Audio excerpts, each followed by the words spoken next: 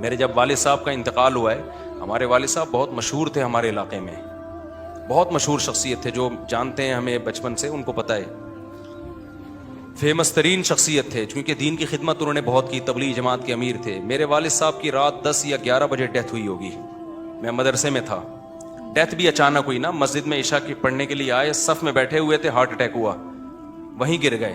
میں مدرسے میں تھا، ہمیں اطلاع نہیں تھی، لوگ اٹھا کے ہاسپٹل لے کر گئے ہیں تو پتہ چلا ہارٹ اٹیک ہوا ہے، تو اسی ہارٹ اٹیک کے دوران ان کی ڈیتھ ہو گئی۔ میرے پاس جب اطلاع پہنچی تو ڈیتھ ہو چکی تھی، لیکن بتانے والوں نے ہمیں ڈیتھ کا نہیں بتایا کہ ایک دم، کیونکہ ہم تو مل کے بالکل فٹ فاٹ تھے، تو بتانے والوں نے یہ بتایا کہ آپ کے والد صاحب کی طبیعت بہت خراب ہے، آپ چھٹی لے کے ہاسپٹل چلے جائیں۔ لیکن جب راستے میں پتہ چلا کہ جی ان کی ڈیتھ ہو چکی ہے، تو کتنی قیامت گزری ہمارے اوپر۔ رات 9 یا 10 بجے ان کی ڈیتھ ہوئی ہے، اور الحمدللہ فجر کے بعد ہم ان کو دفنا چکے تھے۔ اور یہ تاخیر بھی اس لیے ہوئی کہ قبر کھدنے میں تاخیر ہوئی ہے، اگر قبر اس سے پہلے تیار ہو جاتی تو فجر سے پہلے دفنا دیتے ہم ان کو۔ اور میرے والد صاحب محلے کے بہت مشہور آدمی تھے، لوگ بہت محبت کرتے تھے، کیونکہ بہت سارے بچوں کو قرآن پڑھایا انہوں نے، تبلیغ جماعت کے امیر بھی تھے وہ، تو غیر مشہور شخصیت نہیں تھے، اور لوگ بہت محبت کرتے تھے۔ مسجد کے امام صاحب جب ان کی میت کا اعلان کر رہے تھے تو رو رہے تھے، ہم نے بہت کم دیکھا تھا امام صاحب کو کسی کے اعلان پہ روئے ہوں۔ لیکن ہوا کیا ہے، جب لوگوں کو پتا چلا نا، جس وقت تک خبر پھیلی تھی، تو لوگ جب آئے تو ہم نے کہا ہم تو جنازہ پڑھ کے دفنا چکے۔ لوگ حیران ہو رہے تھے کہ یہ تو رات ہمارے ساتھ بیٹھے ہوئے تھے۔ تو اب کوئی کہے گا یہ مفتی صاحب کو اپنے والد سے محبت نہیں، ان کے بچوں کو اپنے والد سے محبت نہیں، بھائی ہمیں شریعت سے محبت پہلے ہے، ابا سے بعد میں۔ پھر دعائیں کرتے ہیں، اللہ کا شکر ہے مجھے نہیں یاد پڑتا کبھی دعا کے لیے ہاتھ اٹھائیں اور اپنے والدین کے لیے دعا نہ مانگی ہو ہم نے۔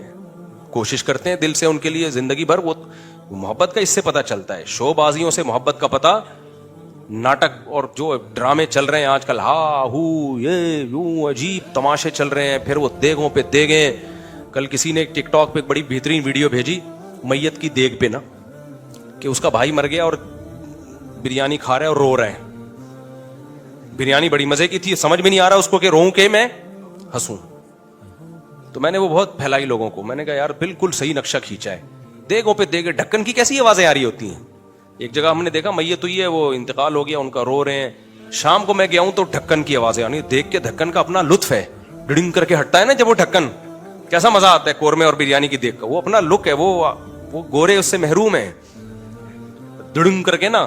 تو پھر بات چلی بھائی اس میں 2 بوٹیاں اور ڈال کے لا۔